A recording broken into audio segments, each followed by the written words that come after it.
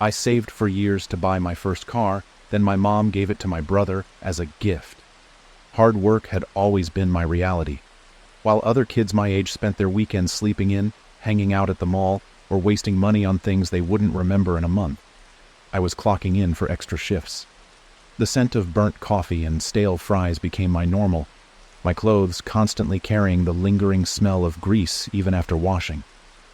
Every dollar I earned went straight into my savings account, untouched. No impulsive shopping, no unnecessary spending. I didn't have that luxury. Every penny had a purpose. I had been saving for years. At 15, I started babysitting the neighbors' kids, sacrificing my evenings while my friends went out. At 16, I picked up shifts at the local diner, wiping down tables while listening to the sound of laughter coming from the other side of the restaurant, where classmates sat enjoying the kind of carefree teenage life I never had. At 17, I worked after school at the gas station, coming home exhausted, hands reeking of gasoline and cigarette smoke from the customers who never used the outdoor ashtray. I didn't complain. I had a goal. Every extra shift, every aching muscle, every missed event, it was all worth it because I knew what I was working for. My first car. Not just any car, but one I bought with my own money. A symbol of independence, proof that I had built something for myself, without relying on anyone. I never expected anyone in my family to be proud of me. That would have required them to care. Mom never acknowledged the long hours I worked, the sacrifices I made, or the nights I came home so tired I could barely eat before collapsing onto my bed. She barely noticed me at all unless she needed something. An errand run, a favor done, a problem fixed. And Daniel? My older brother had never lifted a finger in his life. He coasted through everything, always given what he wanted, never having to work for anything.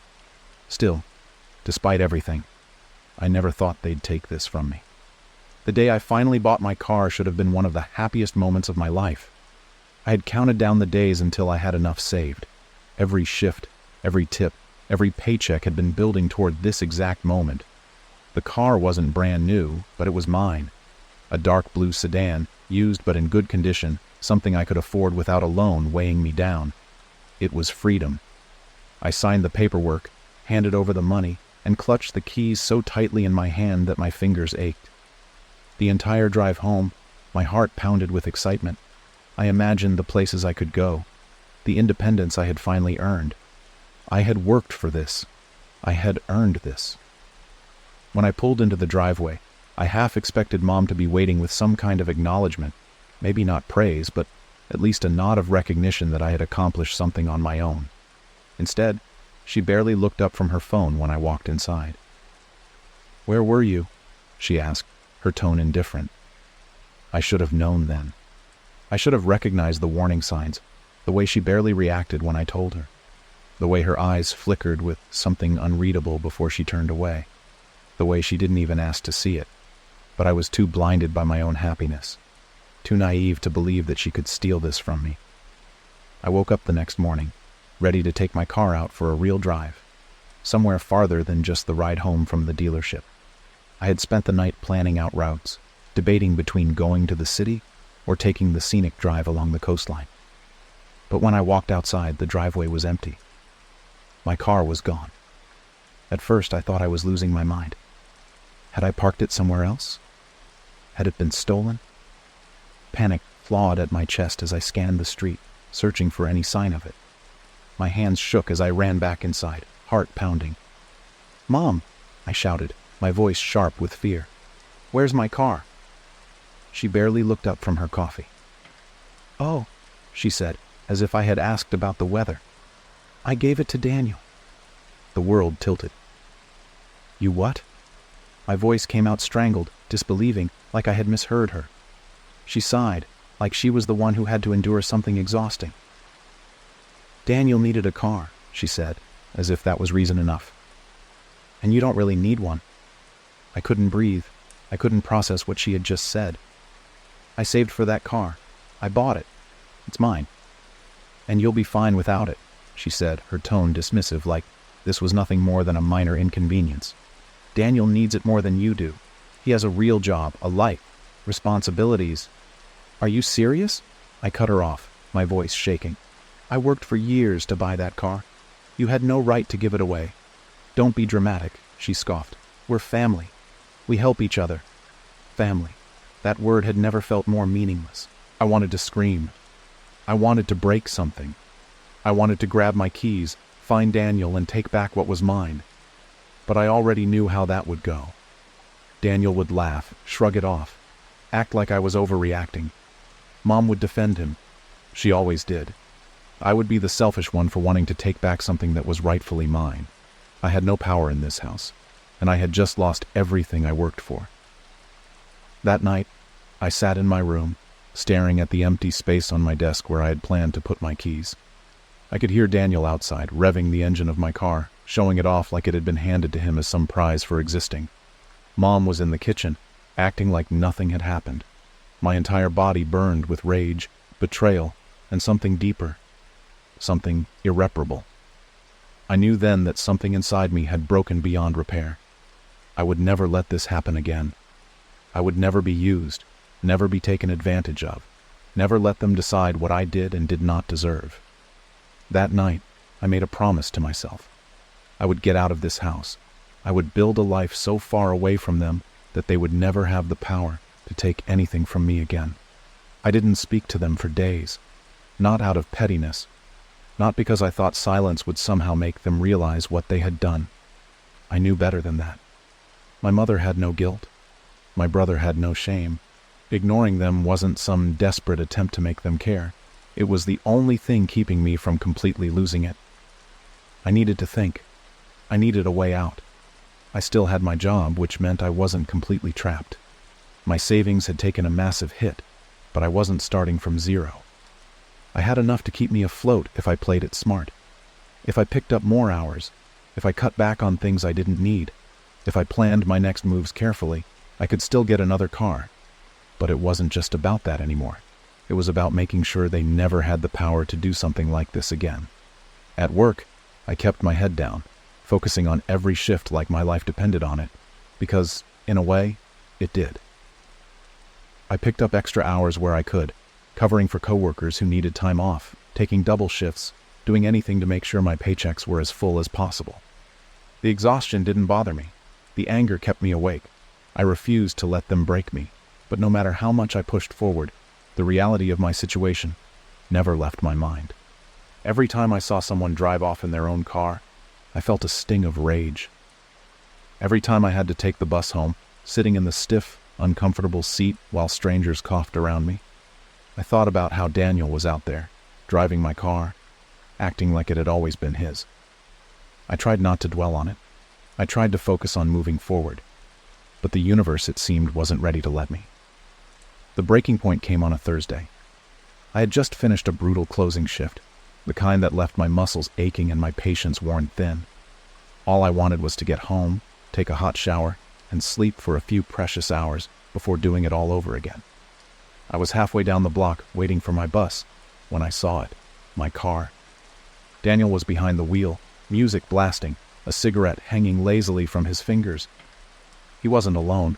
Some girl was in the passenger seat, laughing at something he said. The sight of it alone was enough to set my blood boiling.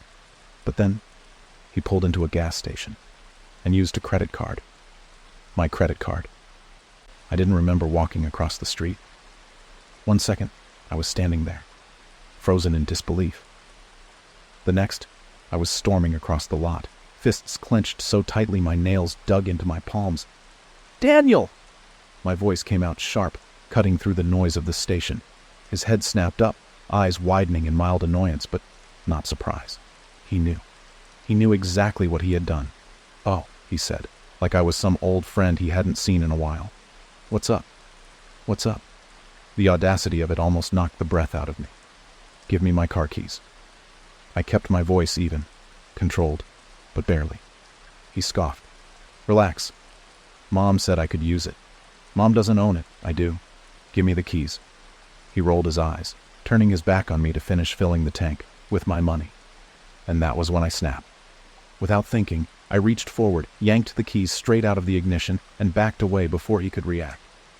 "The hell is wrong with you?" he shouted, stepping toward me. "I need that." "You need to get your own damn car." The girl in the passenger seat was watching now, awkwardly shifting like she didn't want to be involved. I didn't care. I was done playing nice. "You don't even drive," Daniel laughed like this was some kind of joke. "You don't need it." "That's not your decision." I cut him off, stepping back toward the driver's side. "And neither is stealing my money." His expression flickered, just for a second. Guilt. Then, just as quickly, it was gone. "You'll be fine," he said, like that excused everything. "You always figure it out." That was it. That was the moment I knew he had never cared. Not once. Not when I was working to afford the car.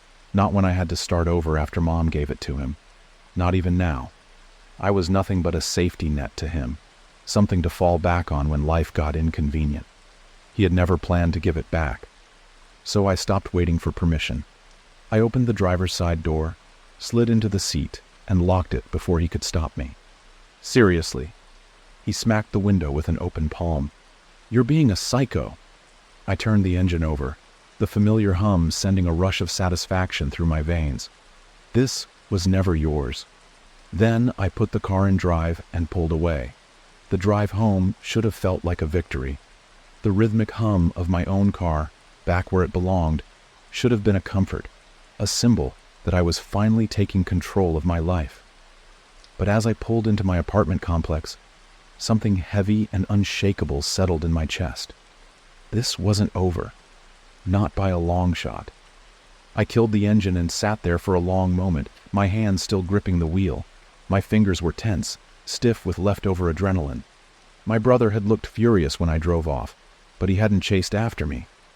That meant one thing. He was going straight to Mom. And I already knew how that would play out. She'd be outraged, not because Daniel had stolen from me, not because she had given away something that wasn't hers to give. No. She would be furious because I had dared to take it back. How dare I defy them? I could already hear the conversation in my head, the self-righteous fury in her voice, the guilt-tripping accusations that would come next. "You are so selfish. Your brother needed it more than you. He has responsibilities. You don't understand what it's like to struggle. You always do this. You always make things harder for everyone." I could feel the anger creeping back in, twisting in my gut like a storm waiting to break. No matter what I did, no matter how much I sacrificed, it was never enough for them. My struggles weren't real. My needs weren't valid. I was always expected to just deal with it. Well, not anymore. I barely made it inside before my phone started buzzing. "Mom." I let it ring. Seconds later, a text came through. "Mom, pick up the damn phone." I ignored it. The next message came almost immediately. "Mom, you have no idea what you've done." "Mom, get back here right now and return your brother's car." I exhaled slowly, staring at the screen in disbelief. Your brother's car. They were really going to act like it had always belonged to him. Like the money, the years of saving, the late shifts, the sacrifices, none of it had mattered. A few seconds passed before another message popped up. "Mom, I am warning you, don't be stupid about this." Me, it was never his car. Read, no response. For a moment, I allowed myself to hope that maybe, just maybe, she would let it go. That she would recognize how wrong this was, that she wouldn't push it further. Then the phone rang again. I sighed and answered. "You are unbelievable," she snapped the second I picked up. "Do you have any idea what you've just done?" "I took my car back," I said evenly. "The car I paid for. Daniel needed it. So did I. He has school. He has things to take care of. And I have a job," I shot back. "I have bills. I have responsibilities too. But I guess that doesn't matter, right? Because only Daniel's problems exist to you." A sharp silence stretched between us. Then she exhaled, her voice shifting to something dangerously calm. "You need to bring it back." "No. You don't get to say no to me," she snapped. "You don't get to take away your brother's only means of transportation just because you're bitter." I let out a sharp, humorless laugh. "That's rich. You didn't care when you took away mine. You don't even drive, because you gave away the car I was supposed to drive." She sighed, exasperated, as if she was the one who had to put up with something unreasonable. "I don't have time for this. Bring the car back, or we're going to have a serious problem." I could feel my patience unraveling, my grip on my phone tightening. "We already have a problem, Mom. And it's the fact that you don't think I matter as much as him." "That's not true," she said, but it came out too quickly, too dismissive. She didn't even hesitate, didn't even consider the possibility that I might be right. I didn't say anything. "Are you even listening to yourself?" she demanded. "You are being so selfish right now." I almost laughed. Selfish. I had worked for years to afford something of my own. I had built something from nothing. And when they stole it, when they stripped away everything I had worked for, I had let it go. I had let it go because I thought maybe it wasn't worth the fight. But the second I took it back, now I was selfish. "You're the one who made this choice," I said finally, my voice steady. "You could have let me keep what was mine, but you didn't. And now you're mad because I finally stopped letting you walk all over me." A beat of silence. "You'll regret this," she said coldly. Then she hung up. I expected Daniel to show up next. I expected a string of angry texts, a few missed calls, a tantrum about how I had ruined everything for him. Instead, I got nothing. Days passed. No word from him. No word from Mom. And somehow that was worse. By the time a full week had gone by, the silence had grown suffocating. Part of me expected them to be scheming, waiting for the right moment to strike. But the other part, the part that had spent a lifetime being used and discarded, knew exactly what was happening. They were cutting me out. They were punishing me the only way they knew how. If I wasn't going to be their obedient backup plan, their safety net, their go-to solution when Daniel needed something, then I was nothing. The silence lasted longer than I expected. No texts, no calls, no sudden appearances, nothing. At first, it unsettled me. My mother was not the type to let things go. Daniel wasn't either. They'd spent years expecting me to give in, to fold under the weight of their disappointment and demands. Yet here I was, standing firm, and instead of escalating, they had gone completely quiet. I knew it wasn't over. They were waiting. But for what? I woke up to a knock on my door a week later. Not a casual knock. Not the kind that came from a friendly visitor. No, this was calculated, measured. A knock that made me tense before I even reached the door. When I opened it, I wasn't surprised. Daniel. He stood on my doorstep, arms crossed, his face pulled into that familiar mix of entitlement and frustration. He was angry, but he was trying to hide it behind something calmer, something rehearsed. I let out a slow breath. "What do you want?" "You already know." I leaned against the doorframe, unimpressed. "Enlighten me." His jaw tensed, the corner of his lip twitching like he wanted to snarl. But then he forced a breath, unclenched his fists, and tried again. "I didn't come here to fight." That'd be a first. His nostrils flared, but he ignored the jab. "I just want to talk." I didn't believe him, not for a second, but I stepped aside anyway, letting him in, because I needed to hear it. Whatever excuse, whatever justification, whatever last desperate attempt he was about to make, I needed to hear it, if only to know there was nothing left to save. He walked in like he owned the place, like he wasn't standing in my apartment after having stolen from me, after watching me struggle while he benefited from my sacrifice. I shut the door behind him. "Talk." He turned, staring at me for a moment before sighing. "You really hurt Mom, you know that?" I laughed, actually laughed. "Oh, did I? That's crazy, because I thought she was the one who, I don't know, took everything I worked for and handed it to you." He rolled his eyes. "It wasn't like that." "Then how was it?" He shifted, crossing his arms tighter over his chest. "She was just trying to help me. She didn't think you'd care." I stared at him. "Didn't think I'd care?" "Yeah, I mean, you don't even go anywhere. You've never been the type to deserve what I worked for?" I finished coldly. His mouth shut. "That's what you meant, right?" I continued, my voice sharp. "I never fought back, so why would I start now? I never asked for much, so it was fine to take what little I did have? That's the logic, isn't it?" He didn't answer, because we both knew I was right. Daniel had never needed to be responsible because I was always the backup plan. If something went wrong, Mom would clean up his mess. And if she couldn't, then she'd turn to me, because I was reliable. I was the one they could afford to take from. And the second I took something back, now I was the bad guy. I shook my head. You never even wanted the car, did you? He blinked, his face unreadable. I exhaled. That's what I don't get, Daniel. It wasn't even about the car for you. It was about what you could get away with. That's not... Yes, it is. I cut him off. You don't want to admit it, but it is. Because if Mom had given you anything else, you would have taken it just the same. If she drained my savings, if she handed you my apartment, my job, you wouldn't have cared. You would have just expected me to accept it, like always. His fingers curled into his sleeves. He wasn't denying it. He couldn't. For years he had lived under the belief that everything revolved around him, that I was just an extension of the family's resources, a backup plan when things didn't go his way. I had been nothing more than a safety net. Until now. You came here expecting me to cave, I said finally. You thought I'd feel guilty, that I'd break down and apologize for standing up for myself. You thought you'd find the same person who let you take from them over and over again. He swallowed, his face unreadable. But you're too late, I finished.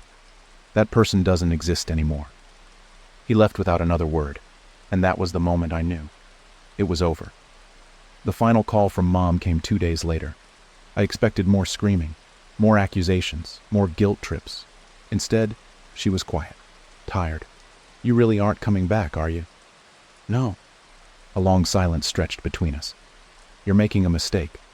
No, Mom, I said, my voice calm. The mistake was staying this long. She exhaled, slow and shaky. We're still family. I considered that for a moment. Then I said, maybe. But family isn't supposed to make you feel worthless. She had no response to that, and I didn't feel the need to fill the silence. I blocked their numbers that night. I knew what they'd say if I didn't. I knew the cycle wouldn't stop unless I made it stop. So I did. The next morning, I got in my car, and I drove. Not to the past, not to the people who never saw me as more than an afterthought.